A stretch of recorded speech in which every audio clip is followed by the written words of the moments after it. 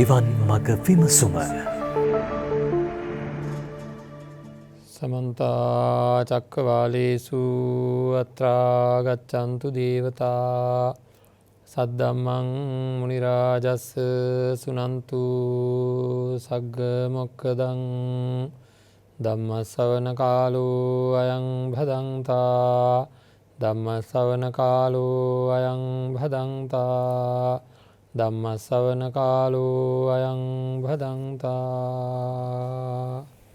නමෝ තස්ස භගවතු වරහතෝ සම්මා සම්බුද්දස්ස නමෝ තස්ස භගවතු වරහතෝ සම්මා සම්බුද්දස්ස නමෝ තස්ස භගවතු වරහතෝ සම්මා සම්බුද්දස්ස සෝ තස්ස කම්මස්ස විපාකේන බහුනී වස්සානි බහුනී වස්ස සතානි බහුනී වස්ස සහස්සානි බහුනී වස්ස සත සහස්සානි නිරයේ පච්චිත්වා තස්සේව කම්මස්ස විපාක වස්සේන ඒව රූපං අත්ථ භාව පටිලාභා පටිසංවේදයති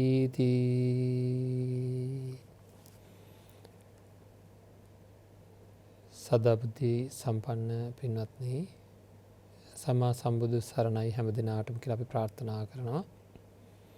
බුදුරජාණන් වහන්සේ දේශනා කරපු ධර්මයට අනුව අපේ ජීවිත සකස් කරගන්නට වෙරදරන නිබඳව ජීවිතය නිවැරදි කරගෙන සසර සුවපත් කරගෙන මේ ජීවිතය සාර්ථක කරගෙන සංසාරික ජීවිතය ඉතාමත්ම විඳින්න තියෙන දුක් නැති කරගෙන කටයුතු කරමින් අවසානයේදී සියලු දුක් ගෙවන් කොට උතුම් නිවනින් සැනසෙනවා කියන අදිෂ්ඨානය ඇති කරගෙන ධර්ම ශ්‍රවණය කිරීම සඳහා සූදානම් වෙලා ඉන්න පින්වන්ත අයට අනුග්‍රහය පිණිස වීරිය වර්ධනය කරන කරුණු සාකච්ඡා කරපු අපි ඊයේ දවසේදී ඒකේ පළවෙනි කාරණාව අපාය බය පච්චවෙක්කනතා කියලා සඳහන් කරා. එෙහිදී තිරිසංගත ලෝකය ගැන සහ නිරය ගැන අපි යම් කිසි ආකාරයක විග්‍රහයක් කරගත්ත තිරිසංගත ලෝකය සංවේදීව මෙනෙහි කරන්න ඒක පිය විහට පේන හින්දා ඉතාමත්ම ප්‍රබලව තමන්ට බය උපදවා ගන්න පුළුවන් කියලා. ඉතින් අද දවසේ අපි සූදානම් වෙන්නේ ලක්කන සංයුත්තේ තියෙන ලක්කන සූත්‍රය ඇසුරෙන් බුදුරජාණන් වහන්සේ රජගහනුවර ගිජ්ජකූට පර්වතයේ වාසය කරන වෙලාවේ රජගහනුවර නොයෙකුත් ක්‍රියාකාරකම් වල යෙදිලා මිය පරලොව ගිහිල්ලා විපාක ලැබපු යම් යම් පුද්ගලයින්ගේට ලැබිච්ච ඒ ආත්ම භාවයන් පිළිබඳව බුදුරජාණන් වහන්සේ දේශනා කරපු ඒ ධර්මතාවයන් ගැන විග්‍රහ කරගන්න තවත් බය උපදවා ගන්නට අවශ්‍ය හින්දා අපේ ජීවිතය කොයි විදිහටද ගෙවන්න ඕන කියලා තේරුම් ගන්න ඕන හින්දා මේ කාරණා කීපය අපි සාකච්ඡා කරන්නයි සූදානම් වෙන්නේ අද දවසේ. රජගහනුවර බුදුරජාණන් වහන්සේ ගිජ්ජකූට පර්වතයේ වැඩ ඉන්නකොට බුදුරජාණන් වහන්සේ ඇටසැකිලි ප්‍රේතයෙක් දැකලා තිබුණා. නමුත් බුද්ධ වචනය බොරු කියලා කවුරු හරි කියලා බොහෝ පාපයන් රැස් කරගන්න හින්දා ඒ බව සඳහන් කරලා තිබුණේ නැහැ. ඉතින් මුගලන් මහ රහතන් වහන්සේ මේ ඇටසැකිලි ප්‍රේතයා දැකලා බුදුරජාණන් වහන්සේගෙන් නැවත වාරයක් විමසපුවාම සම්මා සම්බුදු පියාණන් වහන්සේ දේශනා කරා මම මීට කලින් මේ ඇටසැකිලි ප්‍රේතයා දැක්කා. හැබැයි මේ ගැන සඳහන් කරේ නැත්තේ අර අපින් කලින් කියපු කාරණාව හින්දා කියලා එතනින් නැවතුනේ නැහැ. රජගහනුවර නොයේකුත් ආකාරයේ ක්‍රියාකාරකම් කරපු අය ප්‍රේතය වෙලා ඉපදිලා ඉන්න ආකාරය පිළිබඳව විස්තර කරා. ඉතින් අන්න ඒ ප්‍රේතයින් ඒ කියන්නේ මේකේ පළවෙනි වග්ගයේදී 10 දෙනෙක් පිළිබඳව දෙවෙනි වග්ගයේදී 11 දෙනෙක් පිළිබඳවත් දේශනා කරා ඒ අයට ලැබිලා තියෙන තත්ත්වයන් පිළිබඳව. ඉතින් මේවා කෙටියෙන් අපි සාකච්ඡා කරගමු. බය උපදවා ගැනීම සඳහා මේවා අවශ්‍යයි. ඊටාම අත්‍යවශ්‍යයි අපේ ජීවිතය නිවැරදි කරගන්න. මොකද බය කියන එක නිබඳව උපදින්න ඕනේ සංසාර බය. ඒත් එක්කම මේවායින් සදහටම අත මිදෙන ක්‍රමයක්. මොකද යම් කිසි කාලයකට යටපත් වෙලා තිබිලා පින්වත්නි අපි මේවා ගැන මෙනෙහි කරන කාලයකදී යටපත් වෙලා තිබිලා අපේ මරණයෙන් මත්තේ හෝ ඊට පෙර අපි මිත්‍යා දෘෂ්ටියකට වැටෙන්න පුළුවන්. මරණයෙන් මත්තේ නියත මිත්‍යා දෘෂ්ටියකට වැටෙන්නත් පුළුවන්. සෝවාන් පලස්ත පුද්ගලයෙක් බවට පත් වුණේ නැත්තම්. ඉතින් ඒකින්ද සෝවාන් පලස්ත පුද්ගලයෙක් බවට පත්වීමට කළ යුතු දෙයක් තියෙනවා නම් අන්නේ කළ යුතු දේ අපි අනිවාර්ය කොට කරන්නට ඕනේ. ඒ සඳහා අපි හැම වෙලේම අපේ හිත ඒ පැත්තට නැඹුරු කරගෙන තියාගන්න හැම වෙලේම උත්සාහයක් ගන්න ඕනේ. හිත ඒ පැත්තට නැඹුරු කරගෙන තියාගන්න හැම නිමේෂයකම උත්සාහයක් ගන්න ඕනේ. ඒක තමයි අපේ පැත්තෙන් තිබිය යුතු පරම බලාපොරොත්තුව. එහෙම නොවුනොත් අපි යම් කිසි ගැටලුකාරී තත්ත්වයකට පත් වෙනවා. ඒ මොකද අපි දන්නේම නැතුව අපිව අපායට තල්ලු වෙන ස්වභාවයක් තියෙනවා. සංසාරගත දෝෂයන් හින්දා සංසාරගත අපිට ලැබිලා තියෙන අනර්ථකාරී තත්ත්වයන් හින්දා අපිව ඒ වගේ අපායටම තල්ලු වෙලා යන ස්වභාවයකට පත් වෙන්න පුළුවන්කම තියෙනවා. ඉතින් ඒක හින්දා අපි මේවා හොඳින් විග්‍රහ කරගන්න ඕනේ. සසර අපිට නොපෙනෙන තතු. සංසාර ජීවිතේ අපිට නොපෙනෙන පැතිකඩ අපි දකින්ද බුදුරජාණන් වහන්සේලා දේශනා කරපු මේ දේවල් ගැන විශ්වාසය තියාගන්න ඕනේ. මම කලිනුත් මතක් කරා මේ සමහර දේවල් ගැන අද වර්තමානයේ සමහර අය විශ්වාස තියන්නේ නැහැ විතරක් නෙවෙයි අනිත් අයටත් විශ්වාස තියන්න එපා කියලා සඳහන් කරනවා. නමුත් ඕනෑ තරම් සාධක තියෙනවා පින්නත්නි මේ නොයෙකුත් තැන්වල එක පැත්තකින් ඔය සමහර අලුත් උපකරණ වලට මේ සත්තු අහුවෙච්ච අවස්ථා තියෙනවා ඩිජිටල් කැමරා වලට වගේ ඒවට.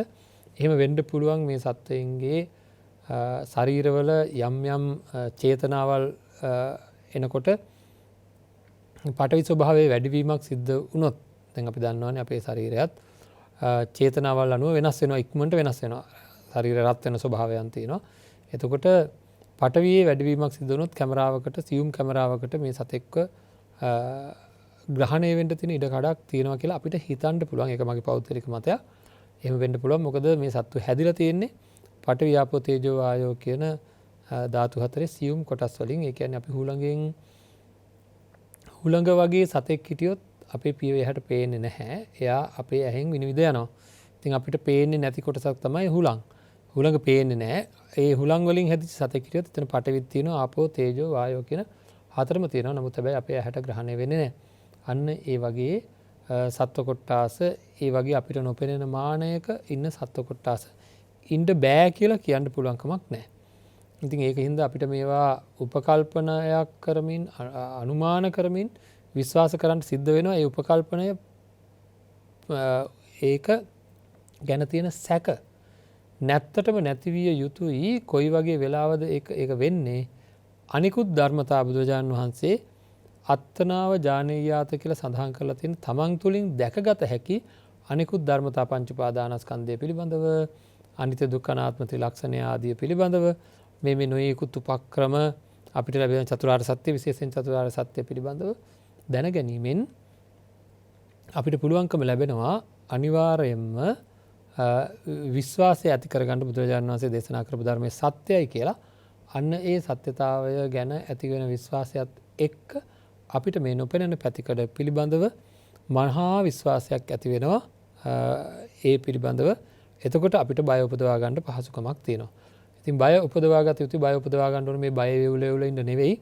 ඒ භයානක තත්ත්වයෙන් අත මිදෙන්න වැඩපිළිවෙල සකස් වෙන්නේ එතකොට. අපේ චිත්ත අභ්‍යන්තරගතව වැඩපිළිවෙලක් සකස් වෙන්නේ අන්න එතකොට. එතකොට ඒකත් මතක තියාගන්න ඕනේ.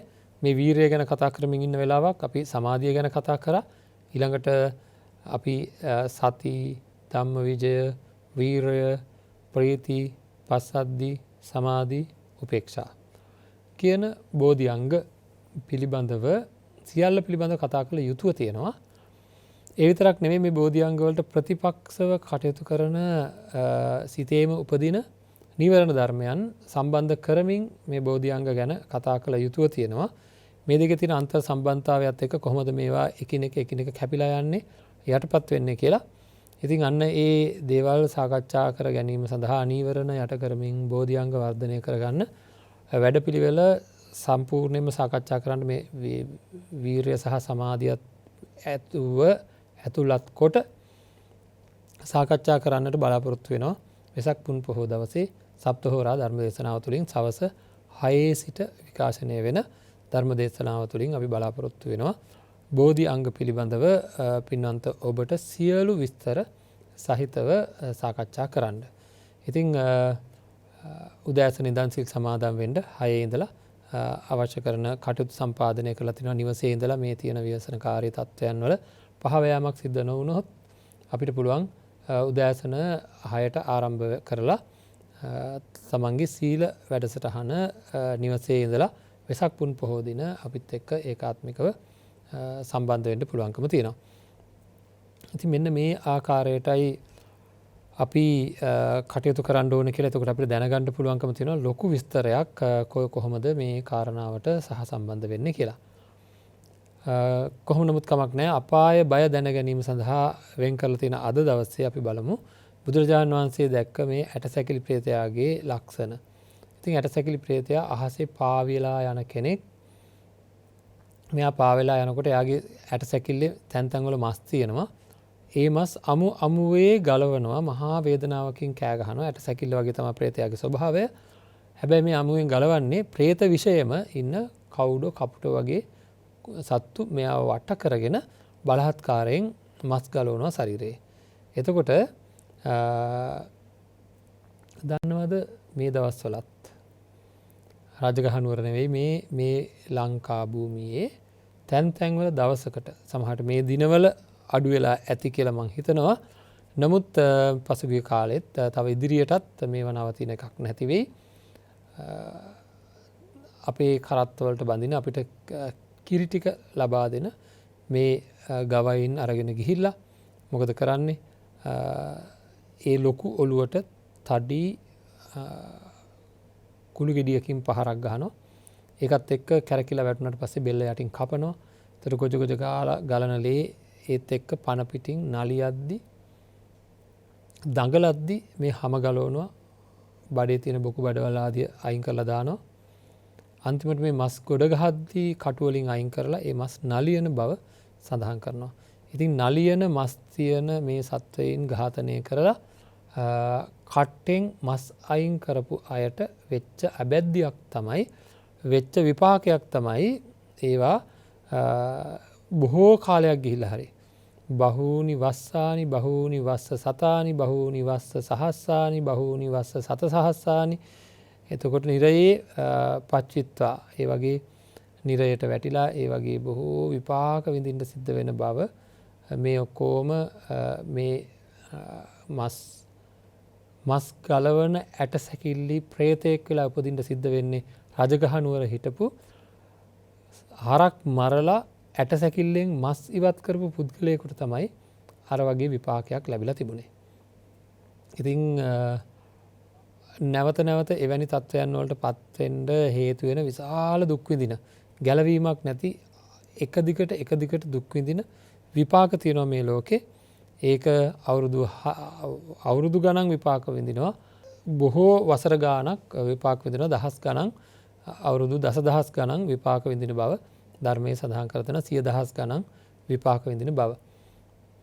ඉතින් ඒ වගේ අනන්ත අප්‍රමාණ විපාක විඳින්න වෙන වැරදි වලින් අත මිදෙන්න ඕනේ. ඒවා දැනගෙන ඒවා කොච්චර භයානකද කාටවත් කියලා බේරෙන්න බෑ. කොහෙවත් දුවලා බේරෙන්න බෑ. හැංගිලා බේරෙන්න බෑ. විලාප තියලා බේරෙන්න බෑ. එක දිගට දුක් එනකොට තමයි තේරෙන්නේ මං කරපු පාපයේ බරපතලකම කියලා. ඉතින් ඒවා කලින් දැනගත්තොත් අපිට නවත්ත ගන්න පුළුවන්. එහෙම නැති වුණොත් එහෙම අපි සංසාර ජීවිතේ මහා දුක් විඳින කෙනෙක් බවට පත් වෙනවා. ඉතින් ඒකින්ද අපි මේවා දැනගන්න ඕනේ, මේවා තේරුම් ගන්න ඕනේ, මේ ගැන විශ්වාසය තියන්න ඕනේ. මේ වගේ අයව ඒ වගේ කරුණු වලින් වළක්වන්න උත්සාහ ගන්න ඕනේ. එහෙම නැති වුණොත් අපි ඊටාම අවාසනාවන්ත තත්යකට පත් වෙවි. ඒත් එක්ක බුදුරජාණන් වහන්සේ ඇටසැකිලි ප්‍රේතයා ගැන විතරක් සඳහන් කරලා නිකන් හිටියේ නැහැ. එතනින් එහාට දේශනා කරන්න යෙදුනා තවත් ප්‍රේතයන් ගැන. දෙවෙනි ප්‍රේතයා විදිහට දේශනා කරේ මාංශපේශී කියන ප්‍රේතයා. එයා මේ මාංශ පේශියක් වගේ ඒ කියන්නේ මස් වැදැල්ලක්. මේ මස් වැදැල්ලත් ඒ වගේමයි ඒ තමයි හරක් මරපු කෙනෙකුට වෙච්ච දෙයක්. එයාගේ ශරීරයේ හැඩේ මස් වැදැල්ලක්. ඉතින් ඒ මස් වැදැල්ල පාවි තියෙන එකක් අහසේ. මේකටත් ප්‍රේත විශේෂයේ ඉන්න කවුඩු කපුටෝ වගේ සත්තු ඇවිල්ලා අනිනවා කෑලි කෑලි ගලවනවා. හැබැයි කිසිම විදිහකින් එයාට නිදහසක් නැහැ. අධිකතර වේදනාව විඳිනවා. ගැලවෙන්න පුළුවන්කමක් ඇත්තේ නැහැ. ඊළඟට මාංශ පිණ්ඩ කියන ප්‍රේතයා ගැන සඳහන් කරනවා. මාංශ පිණ්ඩ කියලා කියන්නේ පුංචි මස් පිඩක් වගේ දෙයක්. ඒ තමයි ලිහිණින්ව මරලා රජගහ නුවර හිටිය ලිහිණිව මරලා ඒ ලිහිණි මස් විකුණලා ජීවත් වෙච්ච මිනිස්සෙකුට වෙච්ච දෙයක්. එයාගේ පොඩි මස් පිඩක් වගේ ශරීරයක් තමයි යාට හැදිලා තියෙන්නේ. ඉතින් ඒ ශරීරය මහා දුක් විඳිනවා. අර සත්තු ඇවිල්ලා මේ ශරීරයෙන් අදිනවා, තුවාල කරනවා, රිදෙනවා. එහාට මෙහාට පාවෙවි කෑග ගහ විලාපතිත්‍ය පාවෙවි යනවා. නමුත් හැබැයි කිසි කෙනෙක්ගේ හවුහරණක් නැහැ. කාටවත් බේර ගන්න පුළුවන්කමක් නැහැ. අනන්ත අප්‍රමාණ දුක් විඳිනවා. ඉතින් මේ වගේ අපිට නොපෙනෙන ලෝකයක් මේ අපි ඉන්න ධරණී තලයේම මේ පරිසරවලම තියෙනවා. නමුත් අපිට ඒවා පේන්නේ නැහැ. අපේ වත්තේ අපේ පාරවල් අයිනේ තැන් තැන්වල අනන්ත අප්‍රමාණ දුක් විඳින මේ වගේ සත්තු ඉන්නවා. අපිට පේන්නේ නැහැ.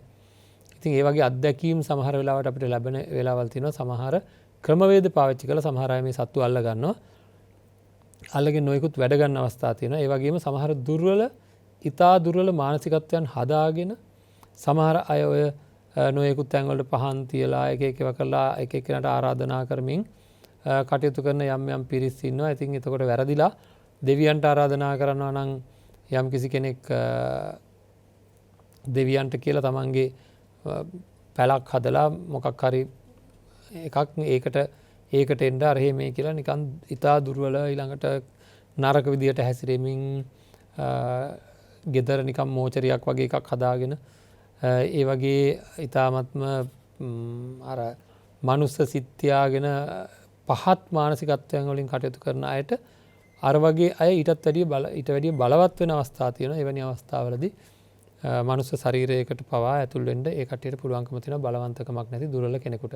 ඒක තමන් ශක්තිමත් නම් තමන් මානසික ශක්තියෙන් යුක්ත නම් අමනුස්ස දෝෂ වලින් සම්පූර්ණයෙන් අයින් වෙන්න පුළුවන්. මානසික ශක්තියෙන් යුක්ත වෙන්න කළ යුතු දේ තමයි සීලය සහ ගුණය. එහෙම නැතුව මේ කියන මම ගැහුවොත් ගහනවා මරනවා කියන ඒ ශක්තිය නෙවෙයි. ඒක අකුසලයයි. කුසලයේ වර්ධනය කරලායි මානසික ශක්තිය වර්ධනය කරගන්න පුළුවන්. ආධ්‍යාත්මික ශක්තිය එවැනි ශක්තියක් වර්ධනය කරගන්න පුළුවන්කම තියෙනවා නම් ඔය අමනුෂ්‍යයන්ගෙන් ගැලවිලා වාසය කරන්න පුළුවන්කම තියෙනවා. මොකොත් නෙවෙයි හරියට සීල් රකින්න ගුණවන්තව ජීවත් වෙන්න. අපි දන්නවා සීලය සහ ගුණය ගැන මම ගොඩක් සඳහන් කරලා තියෙනවා. ප්‍රාණඝාතය කියන්නේ ප්‍රාණඝාතයෙන් වැළකීම සීලයයි. සියලු සත්වයන් කෙරෙහි මෛත්‍රියෙන් කටයුතු කිරීම ගුණයයි. හොරකමින් වැළකීම සීලයයි. ලද දෙයින් සතුටු වීම ගුණයයි. මේ විදිහට මම මේ ටික මතක් කරලා තියෙනවා දිගින් දිගටම වගේ. සීලවන්ත ගුණවන්ත වුණොත් කිසිම විදිහකින් අමනුෂ්‍ය දෝෂයක් එන්න විදිහක් නැහැ. ඒක ධර්මයේ සඳහන් වෙන දෙයක්. ඒක හින්දා මේ ලෝකේ ඉන්න අමනුෂ්‍යයන් ගැන අපි දැනගන්න ඕනේ. ඒ අමනුෂ්‍ය ලෝකවල, പ്രേත ලෝකවල විඳින දුක් පිළිබඳව අපි දැනගන්න ඕනේ. ඊළඟට හමක් නැති പ്രേතෙක් විදිහට ඉපදිලා තියෙන හමක් නැති සත්වයෙක් ඉන්නවා. මේ සත්වයාට පොළවේ ඉඳ ගන්න බෑ, ඇනෙනවා. අහසේ ඉන්න බෑ, මැස්සෝ ආදී සම්පූර්ණ සත්තු කරදර කරනවා. ඉඳ ගන්න බෑ, පෙරලෙන්න බෑ, මුකුත් කරන්න බෑ.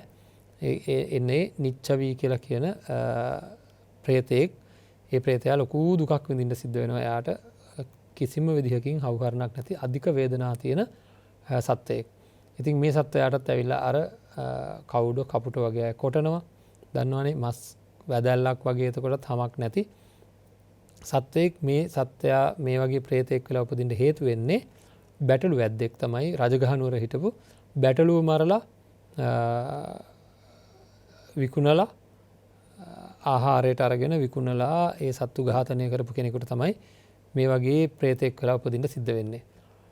ඉතින් කර්මය කියන එක ඒ වගේ මහා බලවන්තයි. ඒ කර්මයෙන් අපිට ගැලවෙන්න පුළුවන්කමක් තියෙන බුදුරජාණන් වහන්සේ දේශනා කරපු ධර්මයට අනුව කටයුතු කිරීමෙන් විතරයි. සමහරට අපි මේ මිනිස්සු වෙලා ඉපදිලා හිටියට අතීතයේ කරපු බොහෝ කර්මයන් ඇති. එවැනි කර්ම අපිට විපාක දෙන්න තියෙන ඉඩ කඩකුත් ඉතාම තදින් තියෙනවා.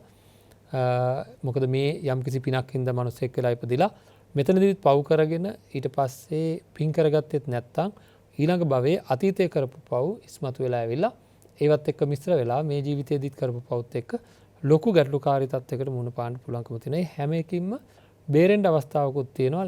භාවිත කාය, භාවිත චිත්ත, භාවිත සීල, භාවිත චිත්ත, භාවිත ප්‍රඥා කියලා කියන්නේ කර්මයෙන් ගැලවෙන වැඩපිළිවෙල. ඊළඟට අසිලෝම කියලා ප්‍රීතයෙක්, ඒ කියන්නේ අසුපත් වගේ ලොම් තියෙන එයාගෙම ලොම් එයාගෙම ඇඟට ඇනෙනවා. ඒ වගේ ප්‍රේතයෙක් ඉන්නවා. එයාට හැරෙන්න පෙරලෙන්න බෑ. එයාගේ මේ ලොම් ඔක්කොම අසුපත් වගේ එයාට බොහොම පීඩාකාරී තත්ත්වයක් තියෙන ඌරු මරපු මිනිස්සෙකුටයි මේ රජගහනුවර හිටිය ඌරු මරපු මිනිස්සෙකුට තමයි මේ විපත සිද්ධ වෙන්නේ. ඉතින් එයාලා දැනගෙන හරි නොදැනගෙන හරි මේ පාපයන් සිද්ධ කරලා දැන් අදත් බලන්න අද කාලෙත් සමහර තැන්වල සඳහන් කරලා තියෙනවා පින්නත් මේ දර්ශනත් තියෙන වෙලාවකට පේන්න මම අහලා තියෙනවා සමහර වෙලාවට මේ සත්තු ඝාතනයට ඉස්සෙල්ලා උල් ඇනලා තියලා තියෙනවා කියලා මේ ඇඟ ඉදිමෙන්න. ඉතින් එහෙම ගොඩාක් දුක් විඳිනවා සමහර සත්වයින් ඝාතනය කරන්න බොහෝ දුක් දීලා. සමහර අයගේ මතයක් තියෙනවා බොහෝ වද හිංසා කරලා සත්වයෙක් මරණයට පත් කරපුවාම ඒ මාංශය රසයෙන් යුක්තයි කියලා බොරු මතයක් ප්‍රෝඩාවක් සමහර අය ඇති කරගෙන තියෙනවා. ඒකින්ද සමහර අය සත්තුන්ට අධික වද දීලා මරන්න පුරුදු වෙලා තියෙනවා. ඉතින් ඒ වගේ මැරීම සඳහාම අරමුණු කරගෙන සත්වයින් සකස් කරනවා. ඒ කට්ටිය ඉතාමත්ම දුක්ඛිත තත්ත්වයන් වලට පත් වෙනවා සංසාර ජීවිතේ ඔය කරන පාප ධර්මයන් හින්දා. ඊළඟට සැත් වගේ ලොම් තියෙන සැතක් වගේ ලොම් තියෙන තවත් සත්වයෙක් ගැන බුදුරජාණන් වහන්සේ සඳහන් කරනවා. එයාගේ ලෝමයන් හැම වෙලෙම ඒ තියුණු සතක් වගේ තියෙන හින්දා හැම වෙලෙම කැපෙනවා. එයාට අර ඒ තමයි මුව මරලා ජීවත් වෙච්ච මිනිස්සෙක් රජගහනුවර හිටපු. ඉතින් මේවා බොහොම සංවේගයෙන් යුක්තව තමයි අපි තේරුම් ගන්න ඕනේ. නිකමට හිතන්න මේවා කියනකොට නිකන් ඉන්නේ නැතුව හිතලා බලන්න මොන තරම්නම් අමාරුද කෙනෙකුට මේවා දරාගන්න කොච්චර අපහසුද. එතකොට මේ වගේ සත්වයින්ගේ තියෙන ස්වභාවයන් කොයිතරම්නම් දුක්ඛිත තත්ත්වයක්ද. යාලට ගැලවෙන්න පුළුවන්කමක් නැහැ. ගැලවෙන්න හිතුවත් ගැලවෙන්න පුළුවන්කමක් නැහැ. සමහර විට කාගේ හරි පෙළඹීමක් හින්දා වෙන්න පුළුවන් මේ වැනි දේවල් කරේ. මිත්‍යා දෘෂ්ටිකව එවැනි දේවල් කරපු තාත්තෙක් එවැනි දේවල් කරපු ඥාතීන් ඉන්න පවුලක ඉපදිච්ච හින්දා වෙන්න පුළුවන් ඒ වගේ දේවල් කරේ. ඒවැ බරපතලකම නොදැනගෙන වෙන්න පුළුවන්. ඉතින් මේ පරිසර සකස් වුණේ නැහැ. ඒක තමයි සංසාරයේ තියෙන භයානකම. අපිට සෝවාන් වෙන්න අවශ්‍ය කරන සියලු උපාංග සියලු දේ සකස් වෙච්ච මේ වෙලාවේ සෝවාන් පලස්ත පුද්ගලයෙක් බවට පත් වෙන්න කටයුතු කරේ නැත්නම් අපි බොහෝ විට ඔය වගේ ඉරණමකට පත් වෙන්න තියෙන ඉඩකඩ ගොඩක්ම වැඩි. ඉරණමකට ඔය වගේ තත්වයකට පත් වෙන්න තියෙන ඉඩකඩ ගොඩක් වැඩි. අන්න ඒකින්ද අපි හැම පැත්තකින්ම අපේ ජීවිතය නිවැරදි කරගන්න ගොඩක් උත්සාහ කරන්න ඕනේ මේ වෙලාවේ. ඉතින් ඇත්තටම උනන්දු වුණොත් බැරි වෙන්නේ නැහැ සෝවාන් පලස්ත කෙනෙක් බවට පත් වෙන්න. ඒක බුදුරජාණන් වහන්සේ දේශනා කරලා තියෙන දෙයක්. මහණෙනි කුසලයේ වඩන්න කුසලයේ වර්ධනය කරන්න. ඇයි මං කුසලයේ වර්ධනය කරන්න කියලා කියන්නේ? ඒක කරන්න පුළුවන් දෙයක් හින්දා බැයි නම් මම කියන්නේ නැහැ කියලා බුදුරජාණන් වහන්සේ දේශනා කරනවා. ඇයි මම කුසලයේ වඩන්න කියන්නේ? ඒක කරන්න පුළුවන් දෙයක් බැයි නම් මම කියන්නේ නැහැ කියලා දේශනා කරලා තියෙනවා. ඉතින් ඒවා එක්ක අපි හොඳින් තේරුම් ගත යුතුම කාරණාව අපි මේකට අවතීර්ණ වෙන්න ඕන. අපේ ජීවිතයට මේවා එකතු කරගන්න ඕන. යම් වැරදීමක් සිද්ධ වුණොත් ලොකු දුකකට පත් වෙන්න පුළුවන්කමක් තියෙනවා. ඒ වගේම සුචිලෝම කියලා ප්‍රේතයන් දෙන්නෙක් ගැන සඳහන් කරනවා. එයාලගේ හරි ගැටලුකාරී තත්ත්වයක් තමයි තියෙන්නේ. ඒ තමයි ඉන්දිකටු වගේ උල් තියෙන ලොම් තියෙන්නේ එයාලට. ඒවා නිකන් තියෙන්නේ නැහැ. ඒවා ශරීරයෙන් පිටට පයින්නවා. ශරීරයෙන් පිටට පැනලා ඒවා ශරීරයේ ඇනෙනවා. ඒ වගේම එයාගේ මුවින් පපුවෙන් මේවා පිට වෙනවා. පිට වෙලා ආයසරයක් ශරීරයේ ඇනෙනවා. ඉතින් මෙයා ලොකු වේදනාවකද හිතන්නකො නිකන් මෙහෙම ඉන්නකොට අපේ ඇඟෙන් ඉදිකටු විදිනවා කියලා. ඉදිකටු වගේ ඒවා විදලා අපිට මායසරයක් ඇනෙනවා. ඉතින් ලය පසාරු කරගෙන යනවා. අධිකතර දුකක් විඳිනවා. කටෙන් මේවා පිට වෙනවා. ඉතින් මේ තියෙන මේකට හේතුව බොහෝ වශයෙන් කේලම් කියපු කෙනෙක්, රජගහ නුවර හිටපු කේලම් කියපු කෙනෙක්. ඒකින්ද කේලම කියන එක හරි භයානක දෙයක්. අපි හිතන්නේ ඒවා පොඩි දේවල් කියලා. විටක මාව හොයාගෙන ආව පුද්ගලයෙක් එක්තරා ස්ථානයකට ඇවිල්ලා කලින් ඒ ස්ථානයේ හිටපු අය පිළිබඳව ලොකු කේලම් වගේක් කියාගෙන ගියා. මං ගැනත් මේ විදිහට එක එකව ඒ කට්ටිය කියනවා කියලා දැන් මට කිව්වා. මම ඉතින් මෙයා පැත්තකට අඬ ගහගෙන ගිහිල්ලා මම මේ කියන්නේ මේක කියන්නේ මං කරපු දෙයක්. ඇයි මම මේක කියන්නේ? පින්වන්ත ඔබටත් පුළුවන් මේ විදිහට මේ වැඩේ කරන්න. ඒක කරන්න ඕන කාගෙත් යහපත සඳහා. මේ තැනත් ඇවිල්ලා කියාගෙන ගියාට පස්සේ මම හිමින් සැරේ කතා කරා තාත්තේ මෙහාට එන්නකෝ. දැන් ඔය කියන කට්ටිය සමහරට වැරදි කරලා ඇති. ඕකේ වැරද්ද ඒ කට්ටියගේ වෙන්න පුළුවන්. එහෙම නැත්තම් මගේ වෙන්න පුළුවන්. ඔයා දන්නවද මගේද ඒ කට්ටියගේද කියලා වැරද්ද? කිව්වා මෙයා කිව්වා හරියටම දන්නේ නැහැ හාමුදුරනේ. හොඳයි. ඒ කට්ටිය වැරදි කරා නම් ඒ කට්ටිය අපායයි. මං වැරදි කරා නම් මං අපායයි. හැබැයි අපි දෙන්නෙන් කවුරු හරි අපි දෙගොල්ලගෙන් කවුරු හරි වැරදි කරා නම් ඒ වැරද්ද හින්දා මොනවා හරි අපිට මේ ජීවිතේ හරි ලැබිලා තියෙවි. හොරකමක් නම් කරේ හොර වස්තුව තියෙයි. මොනවා හරි කරා නම් ඒ කරපු දේ යමක් බලාගෙන කරා නම් ඒ වැරද්දෙන් යමක් බලාපොරොත්තුව කරා නම් ඒක මට ඒ විදිහට ලැබිලා තියෙවි. එච්චරයි. එතකොට හැබැයි ඒවට ප්‍රතිවිපාක ඊළඟ භවයේ හරි මේ ජීවිතේ හරි අපි දෙගොල්ලන්ගෙන් එකට වැරදි කරපු කෙනාට හම්බෙයි. හැබැයි ඔයාට ඒ වැරද්ද හින්දා කිසි දෙයක් ලැබිලත් නැහැ. ඔයා ඒ වැරද්ද කරලත් නැහැ. හැබැයි ඔයත් අපාය යනවා. ඇයි ඔයා අපාය යන්නේ? ඔන්න ඇවිල්ලා කියපු දේ හින්දා. එහෙනම් ඕක කියන්න ඕන දෙයක් නෙවෙයි. ඕක කාගේවත් යහපතකට කියපු දෙයක් නෙවෙයි. ඔතන කිසිම යහපතක් ඒ පැත්තට හරි මේ පැත්තට හරි යහපතක් වෙන කිසි දෙයක් ඔතන නැහැ. ඒක හින්දා නිකං කේලම් කියලා පව පුරව ගන්න එපා කියලා පළවෙනි වතාවෙදිම ඍජුවම කියලා අතහැරියා. මොකද උනේ? ආය පැත්ත පලාතේ ආවේ නැහැ. ඒකින්ද අපි මේක රසවත් කරොත් අපිට කවුරු හරි අරගෙන එන කේලම රසවත් කරන්න එපා කවදාකවත්. ඒකට ඉඩ දෙන්නත් එපා. එයා ලොකු දුකකටපත් වෙන්නේ. රජගහ නුවර කේලම් කියපු මනුස්සයෙක්ගේ කටෙන් පිට වෙන ඉදිකටු වගේ දේවල් තමන්ගේ පපුවේ ඇනෙනවා. පපුවේ ඇනෙනවා, ඇඟේ ඇනෙනවා. ඉතින් ඒ තමයි සුචිලෝම ප්‍රේතයාගේ ස්වභාවය. ඉතින් එවැනි විපාකයක් ආවේ කේලම් කියලා. ඉතින් අදත් කොච්චර කේලම් කියන අය ඉන්නවද? සමහර අය ඉන්නවා කේලම් කියනවා වගේම දෙයක් සිද්ධ වෙනවා. ඒ තමයි සමහර ඇත්තෝ මේ රටේ ඉන්නවා පෙත්සම් ගහලා අනිත් අයට හිරිහැර කරන අනිත් කෙනෙක්ගේ දියුණුව නැති කරන්න නොයෙකුත් ආකාරයක ලිඛිත කේලමක් තමයි පෙත්සමක් කියලා කියන්නේ. මේවා කරන්නේ දරා ගන්න බැරුව. හුඟක් වෙලාවට අනුන්ගේ සැපයන් දරන්න බැරි මානසිකත්වයන් තියන අය.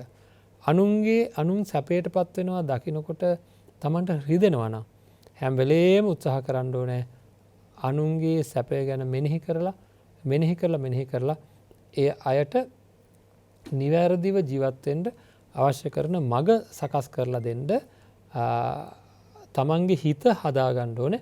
අනුන්ගේ සැපේදී අනේ මේ මිනිස්සු අපිත් මැරිලා යන අය, මේ අයත් මැරිලා යන අය, මේ අය දුක් විඳිනවට වැඩිය මේ අය සැපසේ ඉන්න එක කොච්චර දෙයක්ද කියලා හිත සකස් කරගන්න පුළුවන් නම් ඒකේ ලොකු වටිනාකමක් තියෙනවා තමන්ගේ ජීවිතේට.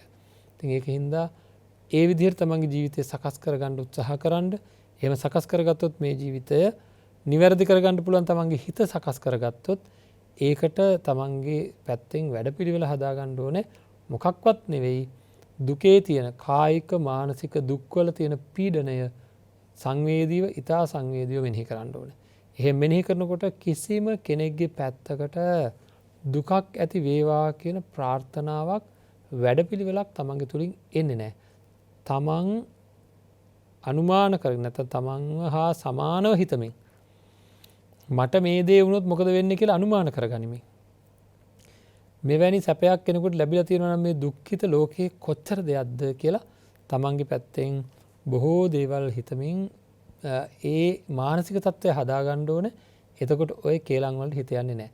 නැත්තම් කේලම් කියපු කෙනාට කටින් පිට වෙන ඉදිකටු වගේ මේ තියෙන කටින් පිට වෙන ඉදිකටු වගේ තියෙන ඒ ලෝමයන් මොකද වෙන්නේ පපුවේ ඇනිලා ලය පසාරු කරගෙන මේ ශරීරයේ පුරාවටම විහිදෙන ඉදිකටු වගේ දේවල් ආය ශරීරයටම යනවා. සුචිලෝම ප්‍රේතය එක සුචිලෝම දෙවෙනි සුචිලෝම ප්‍රේතය කියලා දෙකක් මේ සූත්‍රයේ සඳහන් වෙනවා.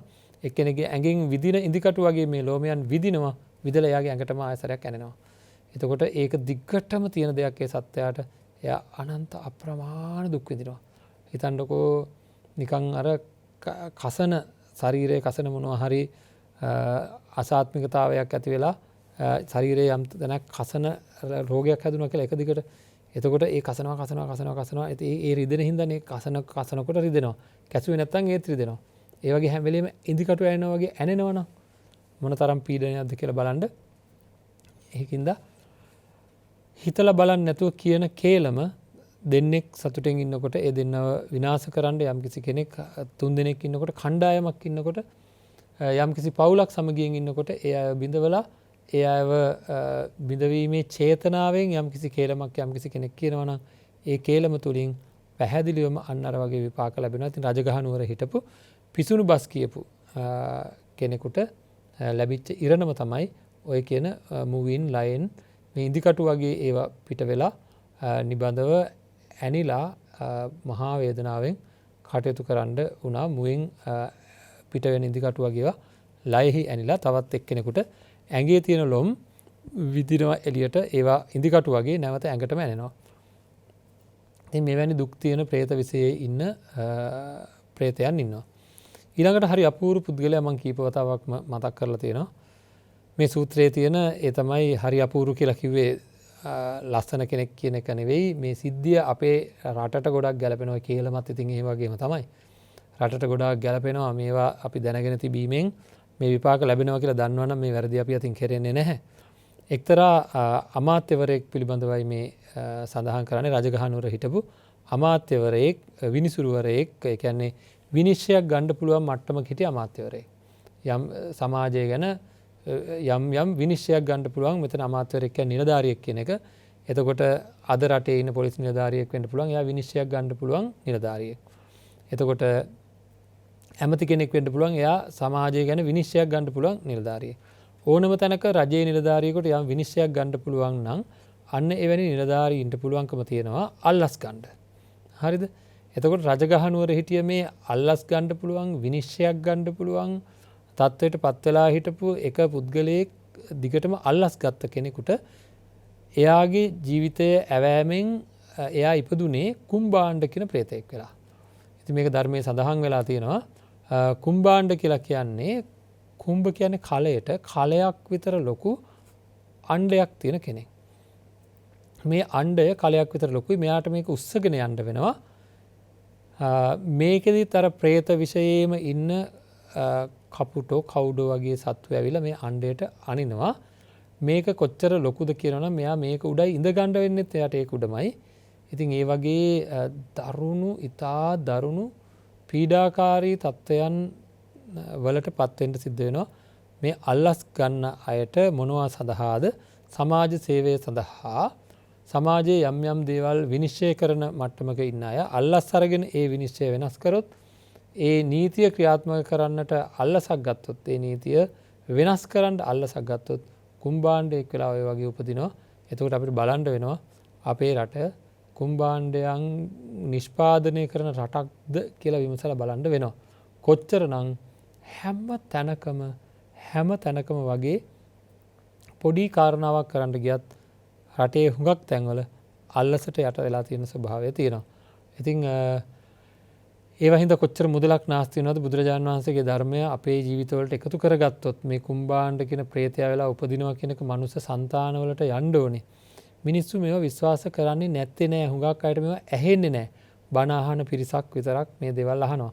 ඒත් හුඟක් වෙලාවට වයසට ගියාට පස්සේ යම් කිසි ආකාරයක වැඩපිළිවෙලක් නිබඳව පුංචි කාලේ ඉඳන් මේවා ඇහෙන්න ඕන වැඩපිළිවෙලක් සකස් වෙන්න ඕන රටක බෞද්ධ රටක් නම් ඒ බෞද්ධ රටළු මිහිඳු මහරහතන් වහන්සේ වැඩම කරලා ඉස්සෙල්ලාම කරේ പ്രേත වස්තු විමාන වස්තු ගැන ධර්ම දේශනා කරපු එක.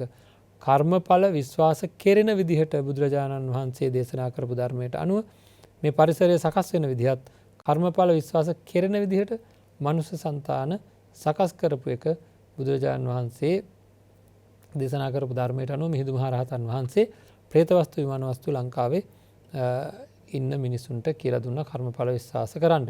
ඉතින් ඒවා අද දවසේ සමාජගත වෙන්නේ නැහැ.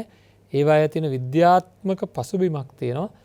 ඒ අනුව නව මේ සියවස් වලට ගැලපෙන ආකාරයට මේ ධර්මය තමන්ගේ හිත් නිවැරදි කරගන්නේ කොහොමද කියලා කොච්චර මේ විද්‍යාව දියුණු වුණත් මානසික පීඩනයන් අධ්‍යාපනය ලබන ළමයින්ට තරුණ අයට අධික මානසික පීඩනයන් තියෙනවා. ඒ පීඩනයන් නිවාරණය කරගන්න බුදුරජාණන් වහන්සේගේ ධර්මය භාවිතා කරන්න එයාට ඉගැන්නුවොත් ඒ අය ඉතිරි ටිකත් හොයනවා. අන්නේ හොයනකොට තමයි මේ වගේ දේවල් හම්බෙන්නේ.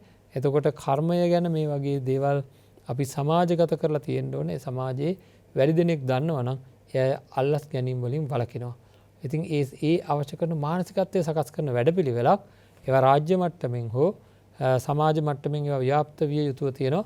ඒ සඳහා අපි කාටත් වගකීමක් තියෙනවා. මේවා Taman දන්න අයට කියලා මේ වගේ දේවල් කරන්න එපා. මේ වගේ දේවල් වලින් මෙන්න මේ වගේ ප්‍රතිවිපාක ලැබෙනවා. මේ වගේ විශාල දුක්ඛිත තත්ත්වයන් වලට පත් වෙනවා කියලා අපි පිරිස දැනුවත් කරන්න ඕනේ හැම කෙනෙක්වම. ඒක සමාජ පිරිසිදු භාවයකට විසුද්ධියකට හේතුවක් වෙනවා. එහෙනම් අපි හැමෝටම මේ දේ කරන්න පුළුවන්කම තියෙන බවත් අපි තේරුම් ගන්න ඕනේ. එක්කෙනෙක් හරි බේරගන්න හැම කෙනෙක්ම උත්සාහ කරගන්න ඕනේ. දෙන්නෙක් බේරන්න එක්කෙනෙක් උත්සාහ කරවුවොත් දෙන්නෙක් මං කොහොම හරි බේරනවා කියලා මේක ව්‍යාප්ත වෙනවා. එක්කෙනෙක් බේරුවොත් තියෙන ගානමයි 100ක් බේරුවොත් 100මයි තියෙන්නේ. හැබැයි 100ක් 200ක් බේරුවොත් ඊළඟ 200 400ක් බේරනවා. ඒ 400 800ක් බේරනවා. මේක අර ව්‍යාප්ත චක්‍රයක් හැදෙන්නේ අන්න එහෙමයි. ඒකින්ද එක්කෙනෙක් දෙන්නෙක් හරියව බේරන්න හැම වෙලේම කටයුතු කරන්න ඕනේ මේ වගේ දේවල් කියලා දීලා තමන්ගේ ජීවිත කාලය තුලදීවත් තව දෙන්නෙක්වත් ගලවන්නට අපායෙන් ගලවන්නට අවශ්‍ය කරන දේවල් කියලා දෙන්න ඔබට පුළුවන්කම තියෙනවා ඕන තරම් වුමනාව තියෙනවා නම්. ඊළඟට තවත් ප්‍රේතෙක් හම්බ වෙනවා. ඒ තමයි අසුචි වලක එරිලා ඉන්නේ. අසුචි වලක එරිලා ඉන්න මේ ප්‍රේතයාට ඒකෙන් ගැලවෙන්න බෑ. ඉතින් මහා දුකක් විඳිනවා. මේක ඊටාම දුර්ගන්ධ, ඊටාම අප්‍රසන්න අසුචි වලක එරිලා ඉන්නේ. මේ තමයි කවුද කියලා බලනකොට අසුචි වලක එරිලා ඉන්න මේ ප්‍රේතයාට ඒ කුමක්ද කියලා තියෙන වැරද්ද තමයි පර අඹුවන් සොයාගෙන ගිය කෙනෙක්. කාමයේ වර්ධව හැසිරෙමින් පර අඹුවන් සොයාගෙන ගිහිල්ලා රජගහ නුවර හිතුවක්කාර විදිහට Taman කැමති විදිහට අනිත් අයට හිරිහැර කරමින් ජීවත් වෙන්න පර අඹුවන් හොයාගෙන යන අය නොයේකුත් උපක්‍රම කරමින් ඒ පෞල් විනාශ කරමින් එක නරක විදිහේ හැසිරීම් වල යෙදෙනවා. ඉතින් එහෙම නරක විදිහේ හැසිරීම් වල යෙදෙන පර අඹුවන් සොයාගෙන ගිය මේ පුද්ගලයන්ට මොකක්ද සිද්ධ වෙන්නේ? අවසානයේදී ලැබුණේ අසුචි වලක එරිලා ගැලවෙන්න විදිහක් නැහැ. උඩට එන්න හදනකොට තවත් එරෙන එකයි වෙන්නේ. එතන ඉඳන් උත්සාහයක් ගන්නකොට තවත් එරෙන එකයි වෙන්නේ. හිතලා බලන්න පොඩ්ඩක්. මොනතරම් දුක්ඛිත තත්යකටපත් වෙන්න සිද්ධ වෙනවද? තමන්ගේ හිත පාලනය කරගත්තේ නැති වෙනකොට කොයිතරම්නම් දුක්ඛිත තත්යන් වලටපත් වෙන්න සිද්ධ වෙනවද? අපි හිතන්නේ හැබැයි එවැනි දේවල් කරන අය ගැන සමහර වෙලාවට සමහර අය හිතන්නේ ඊටාත්ම වටින දේවල් කරා කියලා. ඒවා ගැන බොහොම රස කරලා ඒවා ගැන බොහොම චණ්ඩිකම් කරා වගේ කතා කරනවා, හිතනවා. කුළුහරක් වගේ හැසිරෙනකොට අන්තිමට මොකද්ද වෙන්න තියෙන කියලා තමන්ගේ ශාරීරික ශක්තිය තමන්ට යමක් මේ රටේ කරන්න පුළුවන් කාලෙදී තමන් හිතිච්ච හැටියට කටයුතු කරලා අන්තිමට දන්නේ නැහැ ලබා ගන්න විපාක මොනවද කියලා දන්නේ නැහැ. තමන්ට හිතිච්ච හැටියට කටයුතු කරලා බෑ. දැන් මේවා ඇහෙනකොට යම්කිසි කෙනෙකුට හිතෙනවා නම් මගේ අතින් ලොකු වැරදි වෙලා තියෙනවා කියලා බයක් උපදිනවා නම් මේ කර්ම වලින් අයින් වෙන්න කරන්න ඕන දේවල් කරන්න ආරම්භ කරන්න ඕන ඉක්මනින්ම කර්ම වලින් අයින් වෙන්න පුළුවන්. ඒවට ලොකු දේවල් කරන්න තියෙනවා. ඒ තමයි භාවිත කාය, භාවිත සීල, භාවිත චිත්ත, භාවිත ප්‍රඥා. චිත්ත සමාධිය වඩන්න ඕනේ, විදර්ශනා වඩන්න ඕනේ, හොඳින් සිල් ආරක්ෂා කරන්න ඕනේ. ඒ වගේම කායිකව තමන්ගේ කිසිදු වැරද්දක් වෙන්නේ නැති වෙන්න තමන්ගේ ජීවිතය ආරක්ෂා කරගන්න ඕනේ. ඉතින් මෙන්න මේ විදිහට අපි අපේ ජීවිත නිවැරදි කරගන්න අවශ්‍ය කරන වැඩපිළිවෙල අපේ තුලින් උපදවා ගන්න ඕනේ. ඉතින් ඒක කරේ නැත්නම් අපිට පුළුවන්කමක් ඇත්තේ නැහැ. අපේ හිත සකස් කරගත්තේ නැත්නම්, බය උපදවා ගත්තේ නැත්නම්, මේ වගේ ප්‍රතිඵල දැනගත්තේ නැත්නම් අපිට ගැටලුකාරී තත්ත්වයන් වලට මුහුණ පාන්න වෙනවා. මේ ප්‍රතිඵල දැන ගැනීම මේ දේ කරොත් මෙන්න මේ දේවල් වෙලා තියෙනවා අතීතයේදී එහෙනම් මටත් මේක වෙන්න පුළුවන් කියලා දන්නවනම් අපිට බය උපදිනකොට වීරිය උපදිනවා. Tamanට අකුසල වලින් ගැලවිලා ඉන්න පුළුවන් තත්ත්වයකට පත් වෙනවා. ඊළඟට එක්තරා රජගහ නුවර හිටපු මේ පුරුෂයෙක් මොකද කරන්නේ? භික්ෂුන් වහන්සේලා පිණ්ඩපාතේ වඩිනකොට පාත්‍රය උදුරගෙන ගිහිල්ලා අසුචි වලින් මේ පාත්‍රය පුරවලා ගෙනත් දුන්නා තරහට. භික්ෂුන් වහන්සේලාත් එක්ක තියෙන කේන්තියට තරහට මොකද කරේ? අසුචි වලින් පාත්‍රය පුරවලා ගෙනත් දුන්නා. ඉතින් ඒ තැනත්තා මැරිලා ගිහිල්ලා ඉපදුනේ අසුචි වලක. එයාට කිව්වා ඉස්සෙල්ලා අර ප්‍රේතයාට අසුචි ගොඩේ එරි ඉන්න ප්‍රේතයාට ගූත කූප ප්‍රේතයා කියලා කිව්වා. මේක ගූත කාදී ප්‍රේතයා කියලා සඳහන් කරා කියලා කියන්නේ අසුචි වලක ඉපදිලා අසුචි අනුභව කරමින් නිබඳව වාසය කරන්න සිද්ධ වෙලා තියෙන ප්‍රේතෙක් කොච්චර මේවා අනුභව කරත් කුසගින්න නිවෙන්නේ නැහැ. ඉතින් මහා විශාල දුකකට පත් වෙලා තියෙන අසුචි ගොඩක එරිලා අසුචි කකා වාසය කරන්න සිද්ධ වෙලා තියෙන ප්‍රේතෙක්. මේ තමයි භික්ෂුන් වහන්සේගේ ප්‍රාත්‍රයට අසුචි පුරවලා ලබා දුන්න එක්තරා පුද්ගලයෙක්. ඉතින් නොයේකුත් දේවල් හින්දා භික්ෂුන් වහන්සේලාත් එක්ක අමනාපකම් තරහ ඇති කරගන්න පිරිස් ඉන්නවා. එහෙම ඇති කරගෙන මොකද කරන්නේ? සියලු භික්ෂුන් වහන්සේලාට ගරහන විදිහට කටයුතු කරන අවස්ථා තියෙනවා. ඉතින් ඒ වගේ අවස්ථාවලදී ඒ පුද්ගලයන් ඒ වගේ මහා විශාල පාපයන් සිද්ධ කරගන්නවා.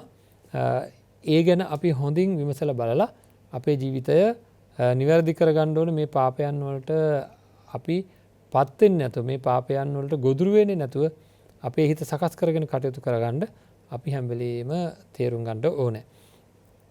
ඊළඟට එක්තරා වෛශ්‍යාවක් විදිහට කටයුතු කරපු රජගහ නුවර හිටපු කාන්තාවක්. ඒ කාන්තාව උපදින්නේ සිවිය නැති ස්ත්‍රී රූපයක් එක්ක. ඒ කියන්නේ හම නැති කෙනෙක් විදිහට උපදිනවා. හම නැති කෙනෙක් විදිහට උපදිනවා. හිතන්න හම නැති කෙනෙක් විදිහට උපදිනවාම අර සත්තුන්ගෙන් හානි වෙනවා, කවුඩන්ගෙන්, ප්‍රේතයන්ගෙන් විතරක් නෙවෙයි. හේතු වෙන්න බෑ කොහෙවත්වත්, ඉඳ ගන්න බෑ කොහෙවත්වත්, අභ්‍යවකාශේ නැත්නම් මේ වාතයේ ඉන්නත් බෑ. මැස්සෝ මදුරුව වගේ කෙනෙක් මේ අපේ හැමේ වහනවා වගේ නෙවෙයි. හම නැති දැන් තුවාලයක මැස්සෙක් වැහුවොත් කොච්චර රිදෙනවද? තුවාලෙක් මදුරුවෙක් කෑවොත් කොච්චර රිදෙනවද කියලා බලන්න. එතකොට ඇඟ හැමතැනම තුවාලය. ඒ කියන්නේ හම නැහැ. හම නැති ප්‍රේතියක් වෙලා උපදිලා තියෙනවා. ඒ ඉපදිලා තියෙන්නේ වෛශ්‍යාවක් විදිහට කටයුතු කරපු නරක ස්ත්‍රියක්. එතකොට මේ නරක ස්ත්‍රිය මොනතරම් මුළු ඇඟේම දැන් අපේ සාමාන්‍ය මිනිස්සෙක්ගේ නම් හම නැති වුණොත් එහෙම ලේ ගිහිලා ඉවරලා ඒ මිනිස්සයා මැරලා යනවනේ. එහෙම නැහැ. එහෙම නෙවෙයි වෙන්නේ. මේ සත්වයා මැරෙන්නේ නැහැ. එතකොට හමක් නැති මේ සත්වයා මරණයට පත් වෙන්නේ නැහැ. හැබැයි අධිකතර දුක් විඳිනවා. හිතන්න පොඩ්ඩක් අර අපි මොහොතකට හිතලා බලමු අර පිච්චිලා දියපට්ටයක් වගේ ඇවිල්ලා ඒක කැඩුනහම කොච්චර රිදෙනවද කියලා. අන්න ඒ වගේ මුළු ශරීරයම දන ශරීරයම රිදෙන ස්වභාවයක් තියෙන. මැස්සෙක් වැහුවොත් හරියට නිකන් පොල්ලකින් ගැහුවා වගේ රිදෙන ස්වභාවයක් තියෙන. මහා තඩි වේදනාවක් ඇති වෙන ස්වභාවයක් තියෙන සත්වයක් තමයි මේ තමයි රජගහ නුවර හිටපු වෛශ්‍යාවකට සිද්ධ වෙච්ච ඉරණම ඊළඟ භවයේදී. ඒ තමයි නිච්ච විත්ති කියන මේ ප්‍රේතිය. ඊළඟට මංගුලිත්ති කියලා ප්‍රේතියක් සඳහන් කරනවා. ඒ කියන්නේ ඊටාම දුගඳ පිළිකුල් ස්ත්‍රී රූපයක්. ඒ තමයි යක් 200ක් විදිහට කටයුතු කරපු රජගහ නුවර හිටපු කාන්තාවක්. ඒ කාන්තාව ඉපදෙන්නේ ඊටාම පිළිකුල්, ඊටාම දුගඳ, දරා ගන්න බැරි තරම් ගඳ තියෙන ස්ත්‍රියක් වෙලා, ප්‍රේතියක් වෙලා. ඊළඟට ඕකීලිති කියන ප්‍රේතිය, මේ ප්‍රේතිය හැම වෙලෙම ගින්නෙන් පැසි ඉන්න, ගින්දරෙන් පිච්චි ඉන්න කෙනෙක් බවටයි පත් වෙන්නේ. මේ ඕකීලිති කියන ප්‍රේතිය තමන්ගේ සැමියාට හිටපු අන්‍ය බිරිඳක්, ඒ බිරිඳගේ ඇඟට ගිනි අඟුරුවක් කරනවා. ගිනි අඟුරුවක් කරලා පුලුස්සනවා. ඉතින් ඒ සැමියාට අන්‍ය බිරිඳක් වාසය කිරීමෙන් ලැබෙන ප්‍රතිවිපාක සැමියාට තියෙනවා. නමුත් මේ තැනැත්තිය අර තැනැත්තිය මත ගිනි අඟුරුවක් කරලා ඒ තැනැතිය පිච්චීම හේතුවෙන් ගිනිගෙන දැවෙන නිබඳව ගින්නෙන් පැසෙන ශරීරයක් තියෙන ප්‍රේතයක් වෙලා ඉපදෙනවා. ඉතින් ඒව මහා භයානක ප්‍රතිඵල. ඊළඟට හිස නැති කයක් තියෙන ප්‍රේතයෙක් ගැන සඳහන් කරලා තියෙනවා. අසීසක කියලා. ඒ තමයි මනුෂ්‍යයන් ඝාතනය කරපු හොරෙක්. මනුෂ්‍යයන් ඝාතනය කරපු හොරෙකුට අත්වෙච්ච ඉරණම රජගහනුවර හිටපු. ඉතින් මේ හැම එකට මේ වගේ මහා භයානක ඉරණමක් සහිත ගැටලුකාරී තත්ත්වයන් තමයි උදා වෙන්නේ. ඊළඟට භික්ෂු ප්‍රේතයා කියලා ප්‍රේතෙක් සඳහන් කරලා තියෙනවා. එයාගේ සිවුර ගිනිගෙන දැවෙන එකක්, සිවුර පිච්චෙන එකක්, පාත්‍රයේ පිච්චෙන පාත්‍රයක්, ඒ ශරීරයේ ගෑවෙන වාරයක් ගන්න ගිනියම් වෙච්ච මේ පාත්‍රයේ ගිනියම් වෙච්ච මේ සිවුර එයාගේ ශරීරයේ දවා පුලුස්තනවා.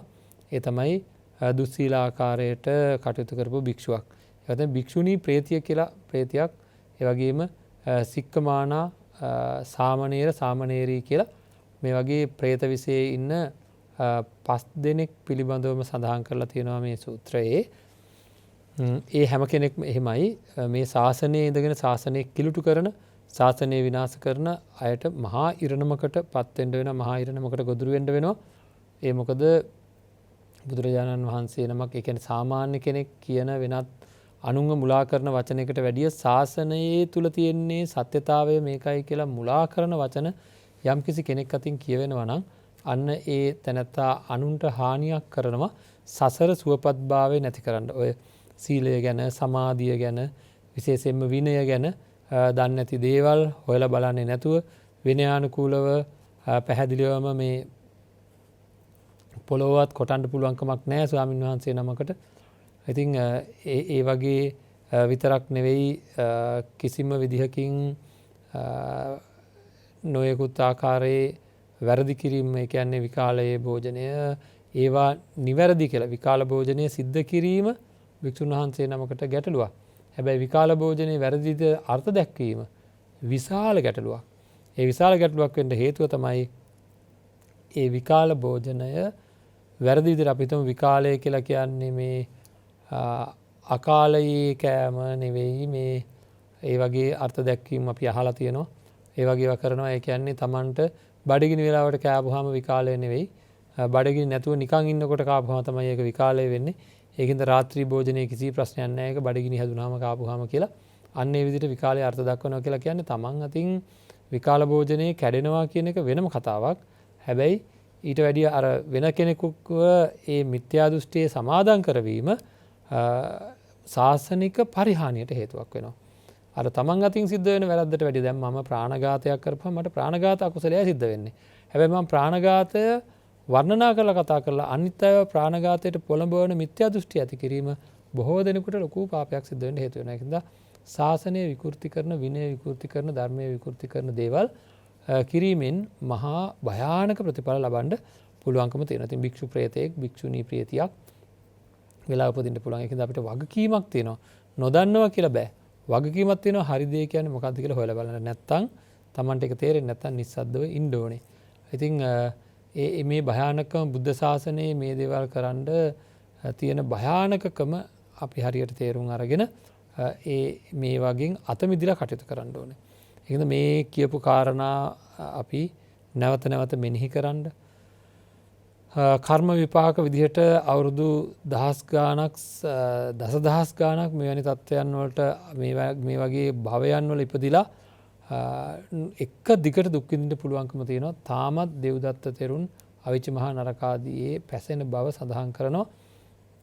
ඉතින් ඒවා ගැන ඔක්කොම අපි හිතලා බලලා අපේ ජීවිත නිවැරදි කරගන්න කටයුතු කරන්න ඕනේ. වීරිය උපදවා ගන්න කටයුතු කරන්න ඕනේ. තමන්ගේ තුලින් ඊටම දැඩි වීරයක් උපදින තුරු තමන්ගේ තුලින් මම මේ කිසිම පාපයකට ඉඩ තියන්නේ නැහැ කියලා දැඩි වීරයක් උපදින තුරු අපි ඊටම විශාල හැඟීමකින් කටයුතු කරන්න ඕනේ. ඒ වීරයක් උපදින තුරු ඒ වීරය කොච්චර ඉපදිනවද කියලා බල මේවා මෙනෙහි කර අංශු මාත්‍රයක පාපයක් තමන්ගෙන් සිද්ධ වෙන්නේ නැති වෙන විදිහට තමන්ගේ හිත සකස් කරගන්න ඕනේ.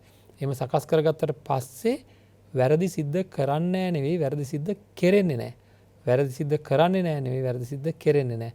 අන්න ඒ කෙරෙන්නේ නැති තත්ත්වෙට තමන්ගේ සිත පත් කරගන්න ඕනේ. සඳහා හැම කෙනෙකුටම ශක්තිය, ධෛර්යය, වීරය, අදිෂ්ඨානයේ වාසනාව, ප්‍රඥාව ලැබේවා කියලා අපි ප්‍රාර්ථනා කරනවා. ඒ වගේම හැමදාමත් අපි සිද්ධ කරනවා වගේ අපි තුලින් ජනිතුලාව යම් පුණ්‍ය ශක්තියක් තියනවාද මේ පින්වන්ත අය තුල හෝ ධර්ම දේශනා කරපු මගේ තුල අපි තුල ජනිතුනා සීල පුණ්‍ය ශක්තිය හේතු වෙලා අද වර්තමානයේ මේ කොරෝනා වෛරසය හේතුවෙන් දුක් විඳින්නා වූ යම් කිසි පුද්ගලයෙක් වේද ඒ සියලු දෙනාටම ඒ දුකෙන් අත මිදෙන්නට මේ සියලු පුණ්‍ය ශක්තියින් හේතු වේවා, සුඛී සුවපත් භාවයට පත් වේවා කියලා ප්‍රාර්ථනා කරමු.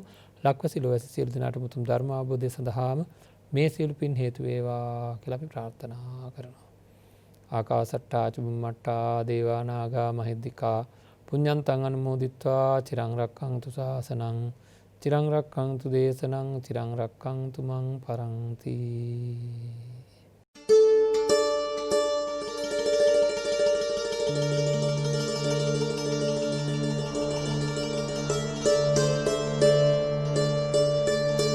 නිවන් මඟ විමසුම